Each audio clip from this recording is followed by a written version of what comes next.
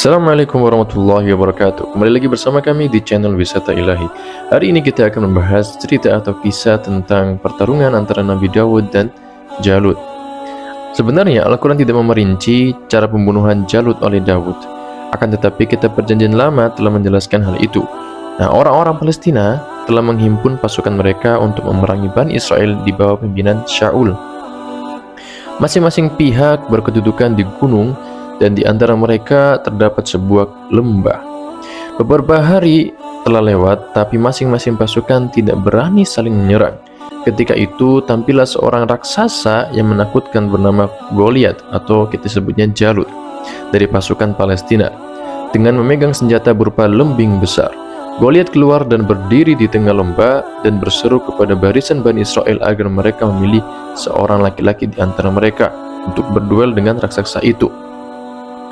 Jalut pun berkata, "Jika salah seorang di antara kamu sanggup mengalahkanku, kami akan menjadi budak-budak kalian, dan jika aku menang dan membunuhnya, maka kalian akan menjadi budak kami." Shaul dan pasukannya mendengar perkataan Goliat atau Jalut, maka takutlah mereka dan menolak bertempur dengannya. Demikianlah ia terus menantang mereka selama 40 hari. Kemudian Shaul berjanji akan memberikan harta kepada siapa yang dapat membunuh Goliat, serta mengawinkan dengan putrinya. Ada seorang laki-laki dari Baitul Laban, atau kita sebutnya Bethlehem, bernama Yesaya, dengan 3 anak yang menyertai pasukan Shaul untuk berperang bersamanya. Di samping itu, ia mempunyai anak keempat yang bernama Daud, yang disuruhnya menyelidiki keadaan mereka. Maka ia pun melihat Goliat menantang duel, sedang orang-orang menjauhinya karena takut kepadanya, karena Jalut sangat besar. Akhirnya timbul keberanian di hati Daud, dan ia meminta izin Shaul untuk bertarung dengannya. Sebelumnya, Shaul khawatir akan keselamatan Nabi Daud dan memperingatkan agar jangan nekat. Tapi akhirnya ia mengizinkan Daud untuk berduel dengan Goliat. Kemudian Shaul memakaikan baju besi kepada Nabi Daud, dan dia tidak dapat memakainya karena ia tidak terbiasa untuk itu. Kemudian ia mengumpulkan 5 batu dari lembah itu dan meletakkannya di atas kantong kulit, sedang ketapelnya ada di tangan. Nah, setelah lama berdebat dengan Goliat, akhirnya Goliat mendahului Daud dengan hantaman lembingnya. Akan tetapi Daud lebih cepat darinya. Maka ia pun melemparkan dengan batu dari ketapelnya ke arah dahi si Jalut, sehingga robohlah raksasa itu ke bumi menggeliat, dan secepat kilat Daud melompat kepadanya dan menghunuskan pedangnya lalu menebas kepalanya. Orang-orang Palestina merasa takut melihat panglima mereka tewas. Maka timbullah kekacauan dalam barisan mereka. Kemudian mundurlah mereka melarikan diri, tapi berhasil dikejar oleh Shaul dan orang-orangnya. Akhirnya banyak terbunuh di antara mereka. Ketika Daud membunuh Jalut, ia pun mendapat kedudukan baik di sisi Shaul, yang diutamakan di antara panglima-panglima perang Bani Israel. Akan tetapi rasa dengki menjalar di hati Shaul karena melihat Daud sebagai saingan berbahaya, terutama karena ia dicintai oleh seluruh bangsa Israel.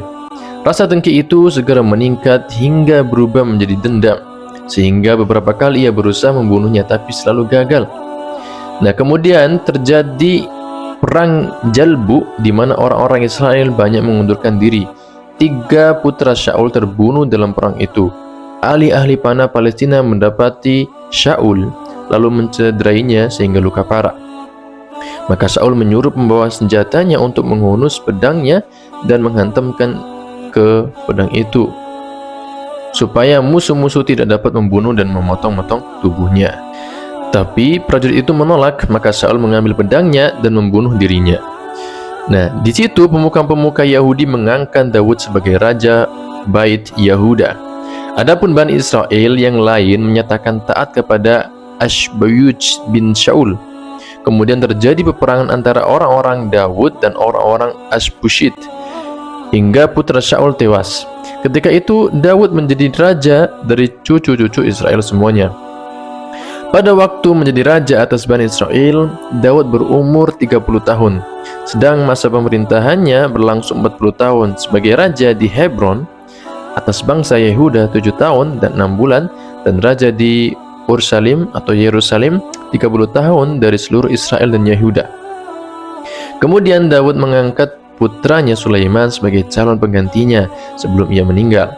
Ketika Sulaiman diangkat menjadi raja, ia pun menyempurnakan pekerjaan bapaknya dan melanjutkan penaklukan negeri-negeri serta mengatur kerajaan dengan pengaturan yang baru. Kemudian ia mendirikan candi serta mendapat hikmah. Pada suatu malam, sekelompok kambing memasuki kebun seorang tanpa setahu pengembalanya, sehingga rusaklah tanaman di situ. Maka para pemilik kebun itu mengadu kepada Daud seraya berkata, "Wahai Nabi Allah, sesungguhnya kami telah membajak tanah kami dan menanaminya serta memeliharanya. Sehingga apabila tiba waktu panen, datanglah kambing-kambing orang ini menyebar di atas tanaman kami serta memakannya, sehingga habislah semuanya."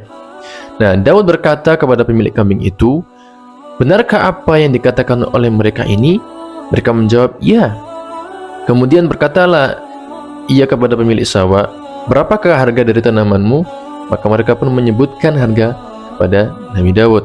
Tatkala Daud melihat kedua harga itu hampir sama, ia pun berkata kepada pemilik kambing, "Berikanlah kambingmu kepada pemilik tanaman, sehingga ganti rugi bagi mereka atas binasanya tanaman mereka." Namun putranya Sulaiman yang hadir menyaksikan pengadilan ini berkata, "Saya mempunyai pendapat dalam perkara ini, yaitu pemilik kambing memberikan kambing mereka kepada pemilik tanaman dan mereka mengambil manfaatnya berupa bulu wol, susu, dan anak-anaknya. Sedangkan pemilik kambing mengambil tanaman itu lalu menanaminya dan mengairinya serta memeliharanya hingga tumbuh tanamannya. Apabila telah tiba waktu panen, mereka pun menyerahkan tanaman itu kepada pemiliknya dan menerima kembali kambing mereka." Maka semua pihak menerima baik keputusan ini dan berkatalah Daud, "Engkau telah memutuskan hukum dengan tepat, hai anakku." Dan ia pun berfatwa seperti apa yang diputuskan oleh Sulaiman. Quran Surat Al-Anbiya ayat 78 sampai ayat 79. Nah, Allah Ta'ala telah mengisyaratkan kepada keistimewaan-keistimewaan yang diberikan kepada Daud dan tidak dapat dilakukan oleh manusia biasa, seperti melunakkan besi. Maksudnya adalah Allah melunakkan besi pada kedua tangan Daud dan menjadikannya seperti lilin yang bisa digunakan sebagaimana dikehendakinya tanpa api dan palu, sehingga ia bisa membuat baju besi dan bagian-bagian yang sambung menyambung dalam kecermatan dan ukuran-ukuran yang sama. Dan baju besi semacam ini tidak menghalangi pemakainya untuk bergerak, sebagaimana baju besi yang hanya terbuat dari satu lempengan.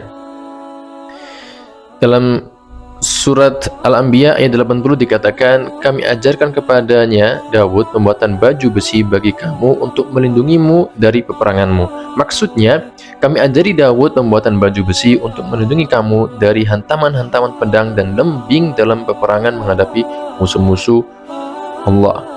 Nah, Al-Quran menyebutkan bahwa Allah memberikan sebuah kitab kepada Daud yang bernama Zabur. Ahli kitab menamakannya Mazmur, yaitu kitab yang berisi syair-syair keagamaan bersifat nyanyian. Nah, di antaranya lagu-lagu dan nyanyian-nyanyian yang berisi pengagungan Allah mengenai keajaiban-keajaiban makhluknya dan doa-doa serta pengajaran wasiat-wasiat Tuhan dan menyebut pahala dan hukumnya.